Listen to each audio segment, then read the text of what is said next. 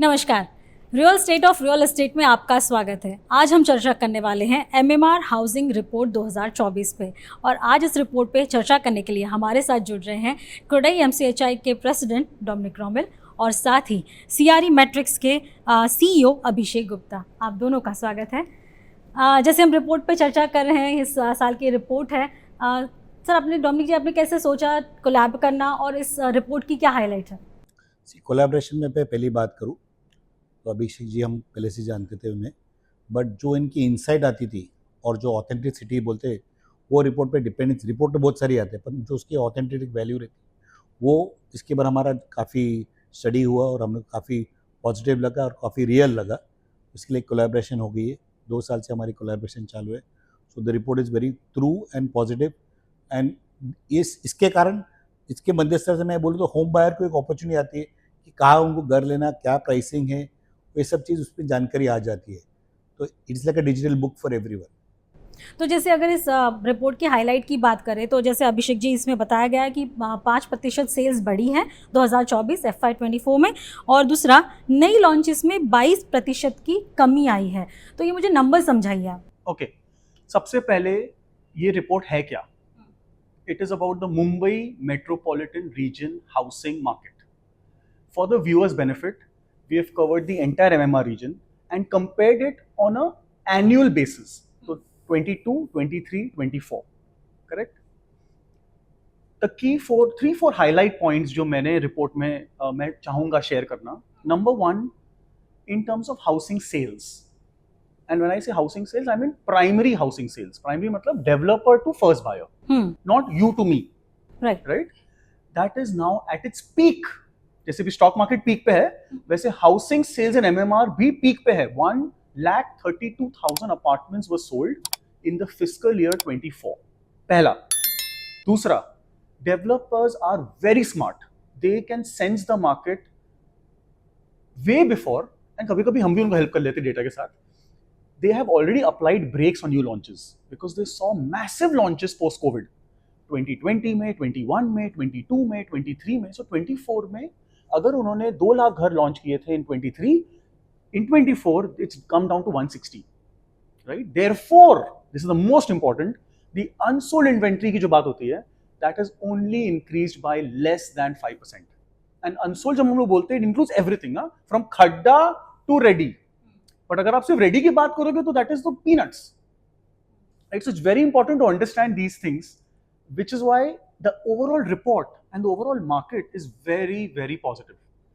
And my most favorite in the end, price increase, that has been less than 4-5%. I think that's phenomenal for Bombay City, क्योंकि हमें हमेशा यही सुनने में आता है कि बॉम्बे में तो प्राइस 10% बढ़ते हैं, एक जमाने में तो they used to rise by 10% every quarter, not every year. So as an analyst, as an observer of real estate, I'm very happy to see. तो आप इसको पॉजिटिवली ले रहे हैं? 100%. 100%. अब गेम ऐसी हो गई है कि आप बनाइए, बेचिए एंड निकलिए to the next project, which is what India needs, which is what Bombay needs. तो ऐसे कौन से सबब एरियाज आपको दिख रहे हैं जहां पे ये अपॉर्चुनिटी बढ़ी है, जहां पे सेल्स बढ़े हैं? सेल्स तो हर जगह बढ़े हैं, despite, again I repeat, sales हर जगह बढ़े हैं डिस्पाइट लॉन्चेस कम हुए हैं. ये तो लोग क्या बोलते हैं, अरे लॉन्च हो गया तो सेल हो गया. लॉजिकली लॉन्च होगा तो बिकेगा ना, एप्पल भी आईफोन लॉन्च करेगा तो बिकेगा ना. तो दैट इज प्रूव्ड रॉन्ग.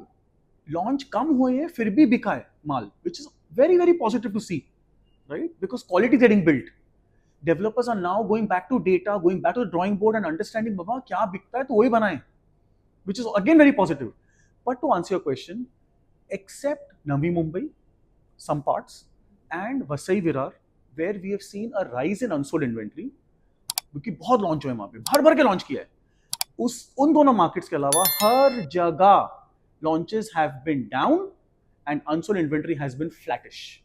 तो इमर्जिंग मार्केट जैसे, इमर्जिंग एरियाज जैसे हम कह रहे हैं, जैसे आपके रिपोर्ट के हिसाब से भिवंडी है, पालघर है, इवन हमें पता है मीरा भाईंदर है, ये सारे एरियाज में ज़्यादा सेल्स हमें दिख रही है.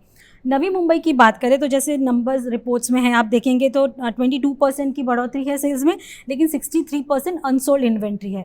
डोमिनिक जी, मुझे आपसे ये पूछना है कि अटल सेतु, जिसका सबको इंतज़ार था, इंफ्रास्ट्रक्चर के मामले में ये सबको इंतज़ार था कि ये बन जाएगा, फिर कुछ अलग ही सिनारियो होगा नवी मुंबई का। क्या कोई इम्पैक्ट बढ़ा है, घटा है, क्या बता रहे हैं?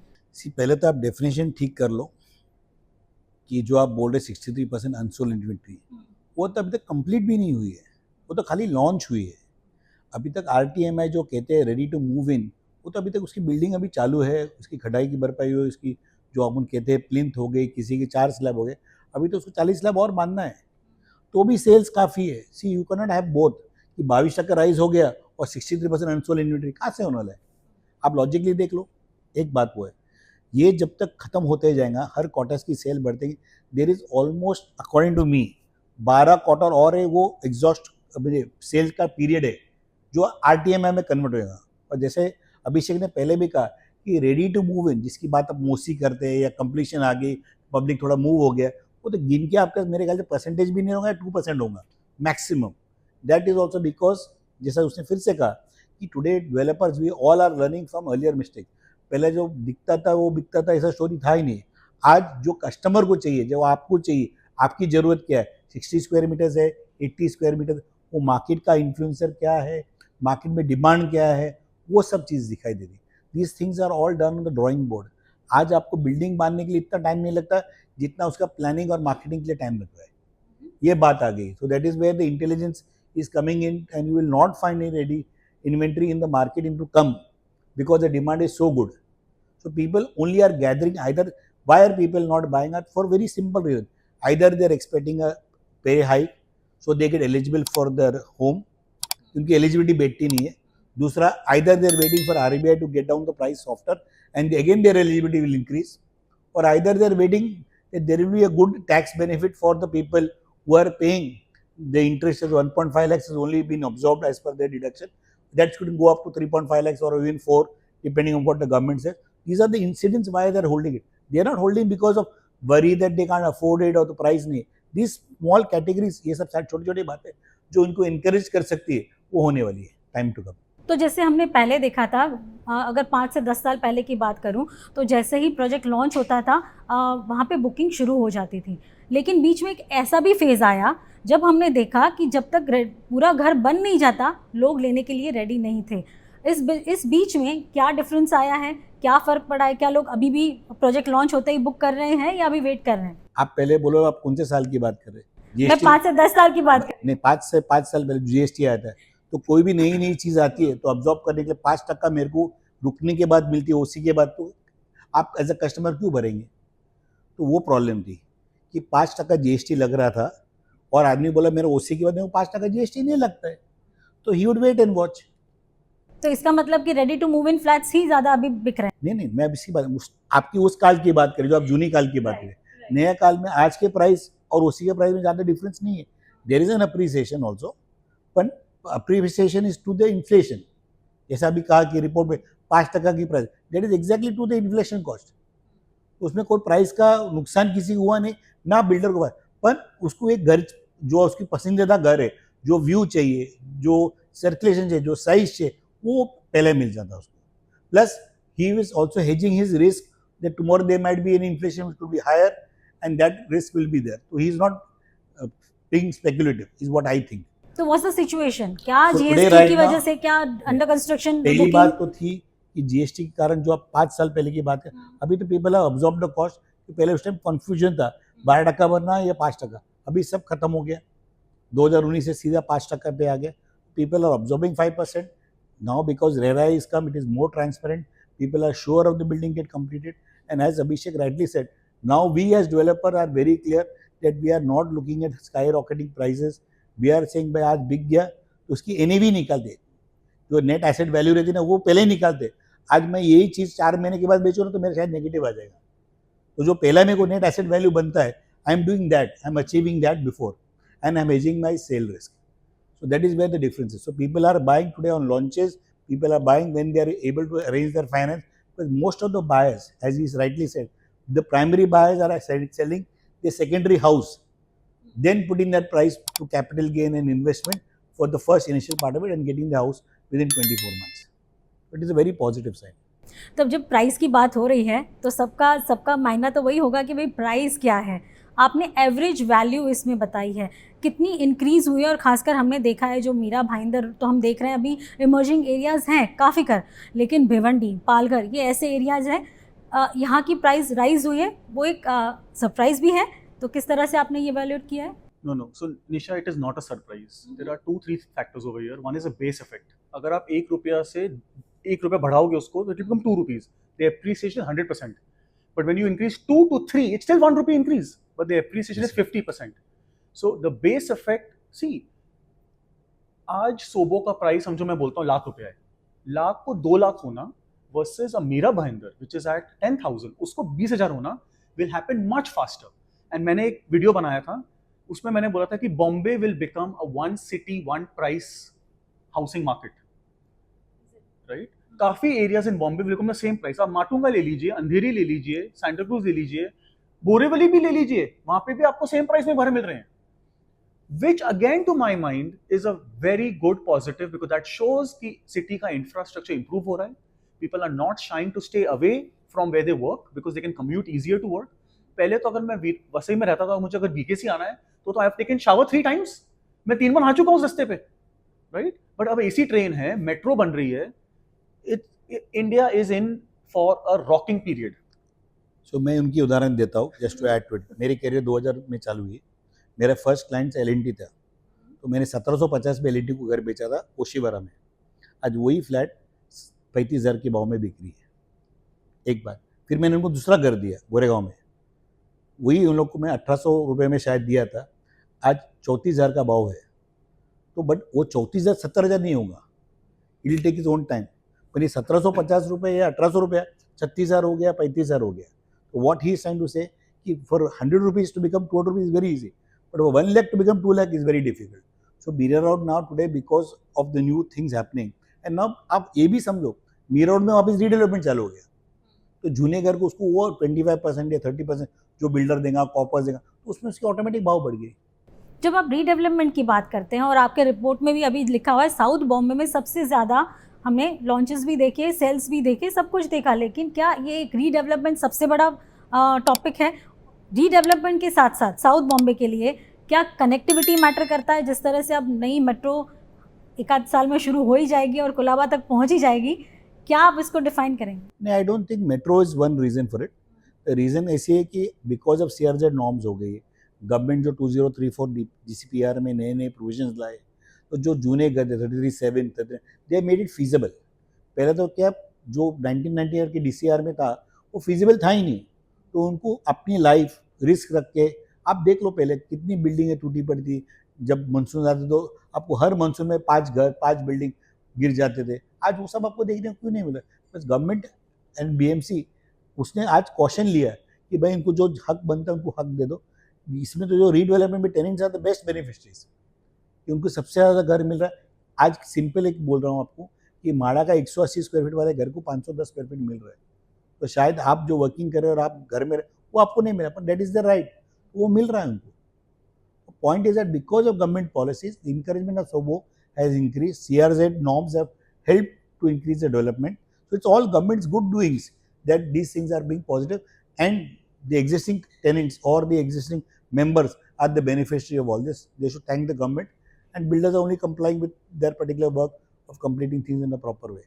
तो जिस तरह से आपके रिपोर्ट में सोबो में एटलीस्ट मतलब साउथ मुंबई में जो इंक्रीज़ हमें दिखा है सेल्स में, इसमें आप देखेंगे लग्जरी प्रोजेक्ट सबसे ज़्यादा हैं. और हम देखेंगे पिछले 5 साल में या 10 साल में आपने देखा होगा बहुत सारे लोग यहाँ से छोड़ के सबअर्ब्स में शिफ्ट हुए हैं. क्या वो वापस सोबो आने के लिए रेडी हैं? लग्जरी प्रोजेक्ट्स कितने लॉन्च है, कितनी सेल्स हैं, कैसा साउथ मुंबई का सिनारियो है? It's unbelievable when the numbers came to me for the first time. मैंने बोला ये numbers गलत हैं, इनको प्लीज चेक करिए. Sales have doubled in 23 to 24. South Bombay में जितने घर बिके 1200 बिके थे शायद 23 में, एंड वो 2500 हो गया 24 में. And when you say, let's also define what is the meaning of luxury. For us, the meaning of luxury is anything above $1 million. इसका मतलब कि 8 करोड़ के ऊपर का घर होना चाहिए तो ही वो डिफाइन होगा as a luxury apartment. You must understand why this has happened. Bombay का जो सोबो का डेफिनेशन है इज मुझे सी व्यू चाहिए. If you don't have a sea view then you are not in SoBo. Okay, and which is the good news? पटरी के इस तरफ, actually where we are sitting right now, right? उस तरफ तो CRC तो भूल जाओ, तो कुछ नहीं होने वाला. But इस side you're going to see a lot of new buildings being built. सामने कभी कुछ बनेगा ही नहीं. It will always permanent sea view. So you're going to see a lot of new apartments getting built in the 7 to 10 crore bracket, which is a very sweet spot for those people who have made a lot of money in either pharma because of COVID, not कि मैं बोल रहा हूँ COVID किसी के लिए अच्छा था, and the stock market, it has tripled, and the government makes government is super smart. उन्होंने क्या बोला है, अगर आप कैपिटल गेन्स बचाना है तो सिर्फ एक ही चीज खरीद सकते हो आप, विच इज अ घर. Real estate. सो अगर आपने पैसा कमाया है and you don't want to pay taxes, you have to buy a house, and that's exactly what's happening. And where else can you do it except Bombay? तो क्योंकि हम connectivity की बात करते हैं, मुंबई में पहले ये एक सबसे बड़ा एक कह सकते हैं ना एक लैकिंग पॉइंट था. आज मुंबई में लोकल ट्रेन है, मेट्रो है, हम देख रहे हैं अटल सेतु बन गया है, कोस्टल रोड ऑलमोस्ट रेडी है, सब लोग यूज़ कर ही रहे हैं. क्या इसका रोल रहा है ये जो प्राइस राइज या हम देख रहे हैं सेल्स बढ़ी है, इसमें ये इंफ्रास्ट्रक्चर डेवलपमेंट का कितना है? Infrastructure always plays a vital role in development. मैं इसमें कोई ना नहीं बोल रहा हूँ, पर price rise has nothing to with infrastructure. जो प्राइस जो आप शोवो की बात करें, I am precise, people are today happy with the phone. Everything is digitalized, हर चीज़ आपको डिजिटल में मिलता है. तो इंफ्रास्ट्रक्चर खाली सपोर्ट करती है, which is necessity. So coastal road today travelling, people are very happy travelling. But price rise I don't see that. And this see again, price rise is not so great what you are thinking. आप inflation निकाल दो तो automatic price ठीक है, normal है.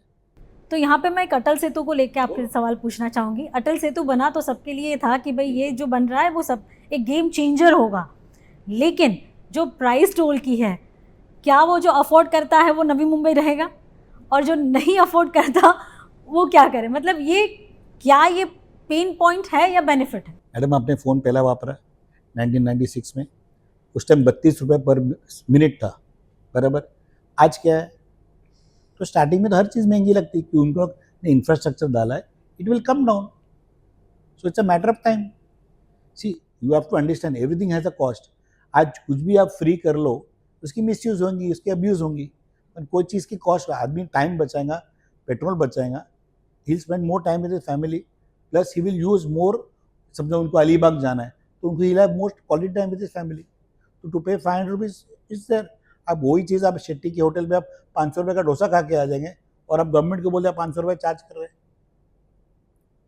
तो आप सोचो, इट इज़ अ नेसेसिटी ना. You are saving so much time, you are spending quality time with your life, you are adding so much good to the environment also. We travel around and come back and wasting time, it's all good. I don't think it's a cost a person should crib about.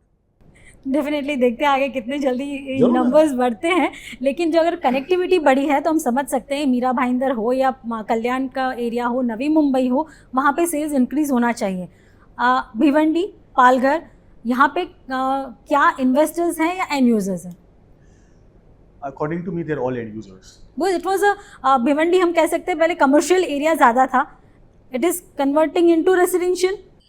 Wherever jobs get created, घर तो बनेंगे ही बनेंगे, because अगर वो काम करने वहाँ जा रहे हैं तो वो रहना भी चाहेंगे वहीं पे, राइट. बट जहाँ पे भी अफोर्डेबल घर बनते हैं, primarily it is end users, because they want to live there, work there. और अब क्या हो गया, lot of community projects get built, large projects. Nobody wants to nobody wants to live in a standalone building. So you're जहाँ पे कोई saying amenities नहीं township है. kind of it. टाउनशिप तो चलो बहुत बड़ा हो गया, बहुत बड़ी बात है. वो तो Complex, 500 complex. एकड़ हो गया, 100 एकड़ हो गया. But even Complex. if it's 20 acres, that's still the way to go. That's what people want. And therefore you will see, and मैं हमेशा यही बोलता हूँ, new money will not chase old construction. हम रह लिए जहाँ पे कुछ नहीं था, बट माई सन, अगर मैं उसको बोलूँ कि मुझे सेंटा क्रूज में आपको रहना पड़ेगा जहाँ पे स्विमिंग पूल नहीं है, जिम नहीं है, वाला ये नहीं है, ढिंका नहीं है, बोलेगा sorry sir, I am not going to stay there, right. So the newer parts of Bombay where there is more land available and sir can make bigger houses, bigger projects, better living, community living, that is the way to go. So how will you explain? So two things, let me go step by step. One thing is very clear कि thanks to the government of India, investor market in real estate is no more. क्योंकि अगर investor को invest करना है तो पहले 11% भरना पड़ता है, 6% by stamp duty, 5% by GST. So I don't think that much margin is left for the developer or the investor to make after paying the government. एक बात है, still government of Maharashtra is very flexible कि 3 साल के बाद आप GST अपना stamp duty transfer कर सकते हैं, which is very good. I think that's an encouraging point जो अभिषेक कह रहा है, मैं थोड़ा उसमें एक बोलता हूँ. It is not only the amenities, people want right people to live. Today, everybody has a choice because being democratic that I want to live in a complex with whatever reason. My friend is studying in that school, so he wants that bonding. तो उनको amenities चाहिए, they may use not use, but that bonding and culture of people, like-minded people, is very essential part of development. तो जैसे मैं बोला 5 एकड़ की plot है, 5 बिल्डिंग भी, पर लाइक-माइंडेड पीपल रह रहे, वो सब चीज़ की अहमियत है अभी. तो इसीलिए ये पेरिफेरल एरिया और भी बढ़ता जा 100% बढ़ेगा. और जैसा अभिषेक ने पहले भी कहा, 100 रुपये को 200 रुपये बनने में कोई तकलीफ नहीं. आप नेस्ले की स्टॉक ले लो, वो 20,000 की 25,000 होगी, पर दूसरी आप कोई स्टॉक लो, 1000 की स्टॉक 8,000 होगी. तो multiplication number is very important, is what we are. तो it can not be twice, 100 can become 200, but 1 lakh can not be 2 lakh. So all areas like आप जो क्वेश्चन पूछ रहे, Palghar, Bhiwandi, all these areas are now going to increase because affordability is there in that area. Even Mira Road is quite expensive. Let me tell you that. Today Mira Road carpet price, actual carpet is around 20,000 plus. So it's expensive. आप carpet की बात करें, बाकी वो super built up का definition सबका अलग रहेगा. जैसे सबका RTMI का डेफिनेशन अलग रहता है, हमारा RTMI का definition as a CREDAI body is building which has got occupation is ready to move in, not somebody which is launch and which construction और उसको मैं RTMI बुला दूँ और एक डाल दूँ कि आपका न्यू बॉम्बे में 63% अनसोल्ड इन्वेंट्री. जरा भी नहीं है. जब तक वो बिक जाएगा तो उसका 1% भी नहीं रहेगा. मेरी बात क्लियर है. So my point is very clear that today people are very clear. And coming to your point of Bhiwandi, yes, it was more a logistic hub, but now because of the logistic hub, jobs have improved. So people want to not travel much. So they are now, that is where the increase is happening. जैसे आप बैंगलोर में देखो, महाराष्ट्र में देख लो, बॉम्बे में IT और BIFS था, public were buying houses all around the hub of that area. वैसी भिवंडी की बात है. अभी जितनी उनकी थी, जो गोडाउन थी और जो वेयर हाउसिंग थी, they are converting into job. People want to live closer there. That is how it is. तो डेफिनेटली ये जो MMR हाउसिंग रिपोर्ट 2024 में जो हाइलाइट्स हमने देखे, वो 5% सेल्स में बढ़ोतरी देखी और 22% नई लॉन्चेस में कम देखा है, लॉन्चेस होते. आगे मैं पूछना चाहूँगी, हाल फिलहाल जो मुझे दिख रहा है, जो फ्लैश सेल जिसे कहते हैं, जो खासकर हमें दिखता है ऑनलाइन क्लोथिंग परचेसिंग में या शॉपिंग में, ठीक है, फ्लैश सेल हमें मुंबई में कई डेवलपर्स में दिखे. ये क्या इंडिकेट करता है आने वाले महीनों में? Okay, so as he said, prices have not increased too much, right? To my mind, the flash sale is a great opportunity to attract buyers from an IRR perspective. मैं भी IRR समझाता हूँ, इन्होंने एक्चुअली समझा चुके हैं, but मैं वापस समझाता हूँ. डेवलपर के पास 2 चॉइसेस हैं, या तो वो वेट करे जब बिल्डिंग बनेगी तब बेचूंगा, that's his choice. But there are very smart developers now who are saying कि बाबा लॉन्च करो, बनाओ, बेचो, निकलो, next project. So it makes sense to do a flash sale which is beneficial for everybody. He gets the cash flows, the buyer gets a discount, and the broker also makes money. So it's a win-win-win. Bank also lends money. तो सब लोग, everybody benefited. नहीं, लेकिन इससे एक कई लोग हैं या कई लोग होंगे जो सोचते हैं कि अरे ऐसा आया है तो प्राइस गिरेगा. क्या है ऐसा? ऐसा नहीं ना, वो सोचता है वो नुकसान हो पाता है. क्योंकि मैं तो आम जनता की वॉइस हूँ, तो मैं उनके पर्सपेक्टिव से ही पूछना चाहती हूँ. देखो Nisha ji, after RERA coming up, chances of missing is very limited. I am not saying it is not possible. पहली बात है. और आज की जनता और आज का जो परचेस है वो अपने से काफ़ी जानकार है. वो किस पे पैसा डाल रहा है और क्यों डाल रहा है, उसकी पूरी स्टडी हुई. He is no more blindfolded with the channel partner. Yes, he will take channel partner help to see 3-4 properties and decide on one. उसमें कोई ना नहीं, पर वो उसकी सेल्फ नॉलेज इतनी रहती है, आप हैरान हो जाएंगे. Which is a very encouraging sign for us as developers. हमें भी अच्छा लगता है कि हमारी जो खामियत है या हमारी जो अच्छाई है, दोनों सुनाई देती है. तो it is like music to both the ears. तो मैं बोलता हूँ आज की तारीख में ऐसा कुछ नहीं. जैसा बताया फ्लैश सेल में, आज is very simple. Should I borrow at 12% from a bank और should I take customer money and complete? Both are happy. उनको लगता कम पैसा भरा, हमको लगा हमने कम ब्याज भरा.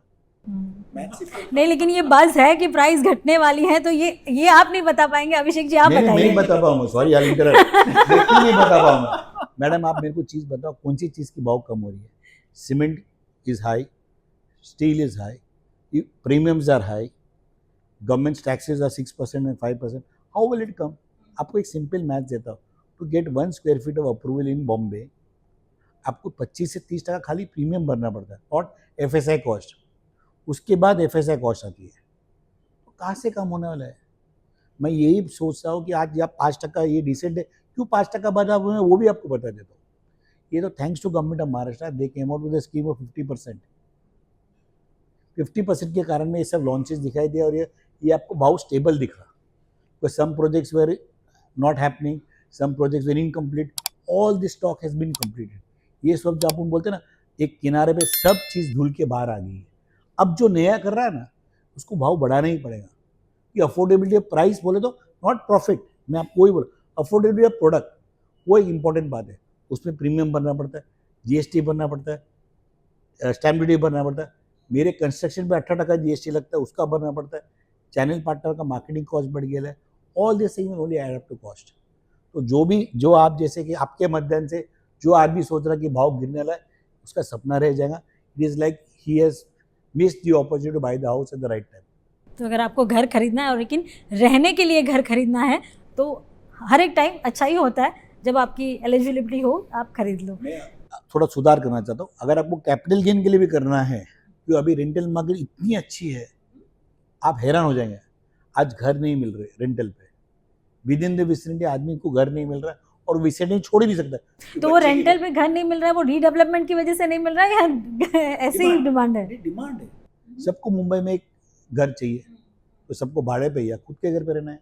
रीडेवलपमेंट कारण भी है, लेकिन इट इज़ अ कैटलिस्ट, में मना ही नहीं कर रहा हूँ, पर आप समझ नहीं रहे हो। अभी जिसके 20 मकान टूटे उसके 60 मकान आ गए, तो उतनी मकान और बढ़ गई, तो भी डिमांड क्यों है? पब्लिक मूव करना चाहती है, people want to live in Bombay and it's very important. Great. तो मुंबई की तरफ फिर से प्रयाण शुरू हो गया है लोगों का। अब जो मैं खास पूछना चाहूँगी वो है बजट, क्योंकि अब मेजर इवेंट बजट ही है। पहले मैं आपसे अभिषेक जी पूछना चाहूँगी, आपकी एनालिसिस क्या कहती है? क्या आपने कोई ऐसी रिपोर्ट करनी सोची है, बनाई है? आपकी बजट से क्या एक्सपेक्टेशंस हैं? सी एक्चुअली बजट तो हर साल आता है, बट मैंने बहुत ही स्ट्रॉन्ग ओपिनियन है मेरा, what I want from the government is only 2 things. पहले तो मैं एक ही बोलता था, पर उसमें हमने काफ़ी बात कर ली इंफ्रास्ट्रक्चर पे। तो मैं infra is a must, and आप कोई भी दुनिया में बड़ा शहर उठा लो, London, Shanghai, Singapore, Hong Kong, New York, when infra got built, more land became available to develop, and therefore everybody had jobs. The developers had work, the bankers had work, the brokers had work, we had work as analysts, सब busy थे, right? You have to build infra, period. But the second one which I want to bring to the table is a genuine request to the government to implement RERA pan India. जब RERA आया था शुरू में, सबने RERA को गाली दी थी, अरे क्या है, अरे और पेपर वर्क, अरे और headache. RERA actually became a great blessing because the buyer got the confidence कि somebody is looking over sir's shoulder. True. Right? तो उसको confidence आया कि अरे इन्होंने कुछ बोला है तो ये बनाना पड़ेगा उनको, which became a great blessing for the developer as well, because now they say कि मेरा घर बिक रहा है, नहीं तो आपने क्या बोला था, RTMI बिकता था, सिर्फ खड्डा लोग खरीद नहीं रहे थे, right? Now that should happen across the country, not just limited to the state of Maharashtra. And you can see the state of Maharashtra has benefited so much because of RERA. So why aren't the other states doing it? Well, I can give you 5 more reasons, but these are my 2 favorites. Sir आपकी क्या expectation है budget से? So just adding to his point of infrastructure, government of Maharashtra is very smart. They have not paid single rupee for doing developing infrastructure. जहाँ रस्ते थे उस पर bridges बना दिए, मेट्रो बना दी, जहाँ कोस्टल होती सीसे लैंड क्लेम कर दी, उधर बांध दी। So basically they have not spent money. In fact, as he rightly said, government of Maharashtra has got more land building coastal road or other thing, because they acquired more land from the sea. So that will again unveil and get some benefit to the government and the citizens of Maharashtra also by green spaces and all that. तो एक बात होगी, which is always a must for any developing city. रहा government से budget की expectation, मेरे 3 चीज़ है। एक, जो कंस्ट्रक्शन कॉस्ट पे GST लग रही है, वो सब मटेरियल पे जैसा हमको 5% कलेक्ट करना पड़ता है, वो 5% हमको लगाना चाहिए। for steel, for cement, and all these things. I'm collecting 5%, so I should leave it 5%. I'm not saying input credit. Customer 5% भरा, मैं भी 5% भरा, तो make it a level playing field. But किसी का 28%, किसी का 18%, बहुत तकलीफ होती है. And unwanted the end customer is paying it more. Second part is rationalisation of thought process. जो आज मैं EMI भरता हूँ, आज आप 5 लाख कमाते हो, 10 लाख, आपको 1.5 लाख की बेनिफिट मिलती है. तो it should be rationalise to the slabs at least. मैं ये नहीं बोलता फ्लैट कर दो, पर हर स्लैब के लिए थोड़ा एक परसेंटेज कर दो कि मेरा 1.5 लाख रुपया है, तो मेरा परसेंटेज, मेरी सैलरी 10 लाख के हिसाब से मेरा 1.5 लाख रुपया 15% होता है. तो same thing should go for 20 lakh percent. You should get rational कि मेरा 15% ही रहना चाहिए. मैं ये नहीं बोला ब्लैंकेट दे दो, तो मेरे को 3 लाख का डिडक्शन है, जिसका 30 लाख है उसको 4.5 लाख मिलेगा. तो that should be the rationalisation, I think, as a democratic country where everybody has a right. Not one person who is earning 10 lakh pays 1.5 lakhs, a person who is paying 1 crore is paying 1 crore. That's not the right thought process. Because he is earning more, he should pay more. He should not. At least for a home loan, that will encourage. And third part is that if they can look at women or first home time buyers, that they should not charge GST. I would think even empowering women will also be very important. As a Maharashtra में stamp duty, they can reduce it to 2.5% or 3% or not charge. At least the first woman who is buying a house, encourage her to have her own independence, is what I would think in a good country like India. She has her own power, like you are there, so you can buy your first house without paying GST. Government should support. That's my request. So Nisha, before you end, I want to speak about one thing very important, and I'm going to go back to his example on real estate and wealth creation, right? तो उन्होंने example दिया, उन्होंने एक project launch किया था गोरेगांव में, 1800 आप बोले, 1800, and now it is 34,000-36,000 के बीच में. Correct. I will give my own example. When I was an analyst at Jones Lang LaSalle, I had bought an apartment at Mr. Magar's project at Pune, Magar Patta City. आपने नाम सुना होगा, बहुत popular project है. उसका price था around 18 years back, और maybe let's say rounded to 20 years, 800 रुपए. Today the price is 11,000. That is the wealth creation that one has seen in real estate. Now again I'm going back, 800 to 10,000, 11,000, and therefore the tier 2 parts of, or the satellite towns of Bombay, Delhi, Bangalore, all these big cities will do phenomenally well. And so that it becomes easier for you to buy, it becomes convenient for you to stay, you need infrastructure. ताकि आप वापस city में काम कर सको और रह सको वहाँ पे, right? You can breathe better air. I had met Ayushi the other day, and she said Thana is 2 degrees cooler than Bombay, 100%. and I am breathing better there than you are. मैं बोले तो गलत बात है, बोले ऐसा ही है भाई. So hope for the best, नए डेवलपमेंट्स आए, प्राइस वही रहे, ज़्यादा बढ़े नहीं जो होम बायर्स है उनके लिए, लेकिन हाँ अगर डेवलपमेंट होता है तो वो सिटी के लिए, सबके लिए एक बेटरमेंट के लिए ही होता है. आप दोनों का बहुत बहुत शुक्रिया. Before you end, but I want to tell the customer, sorry, I'm not trying to compete with him, but I want to advise the customer with my experience of 20 years plus in real estate. ये एक ही asset है जिसमें risk रहती नहीं, कभी भाव कम होती नहीं, बढ़ती है. ये एक ही एसेट है जो हर महीने डिविडेंड देती भाड़े के हिसाब से. अगर आप वापरे नहीं तो आप खुद वापरते, it is priceless. But even if you give it out on rent, you will make a lot of money, and even your maintenance taking care, people today care for each other. तो this is the only asset which you can use and enjoy both. Not keep it in the cupboard like gold and wait for it to get robbed for speculation. This is not a speculation. It's a very good asset which gives you a good yield. Definitely sir. तभी बहुत बहुत शुक्रिया आप Thank दोनों you. का Thank समय you. निकाल के हमारे Thank साथ इस you. चर्चा में जुड़े. Thank Thank you you so so much. much. Good.